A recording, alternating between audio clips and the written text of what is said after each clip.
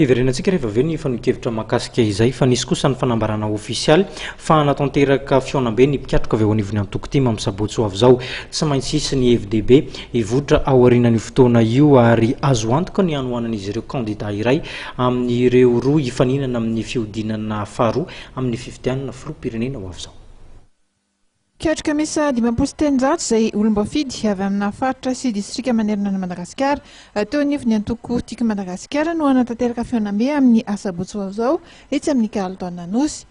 Ny mpikatroka tima miatrika ny fanarenana ny firenena izay no loha hevitra hoentin'ireo mpikatroka hodiniana amin'ny izany fiaonambe nasionaly izany.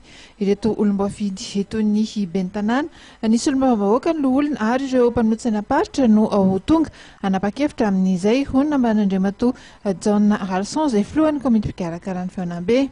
Ireo mpikatroka tiako Madagasikara rehetra manerana ny Nosy ataony député, ny sénateur, olom-bafidy samihafa dia tsy mitsahatra ny mifanotantena, miresaka, mifanakalo-hevitra dia teo no nahatonga ny antonantony izao fiaonambe izay atao izao amin'ny tompona anakitra politika ireo olom-bafidy samihafa ireo any amin'ny faritra tsara izay misy azy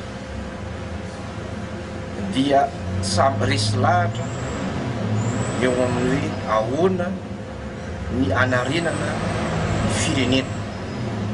Fantatrareo tsara ny andraikitra samihafa izay nataon'ireo namana rehetra ireo eto an-tantaran'ny firenena nandritra ny taona maromaro.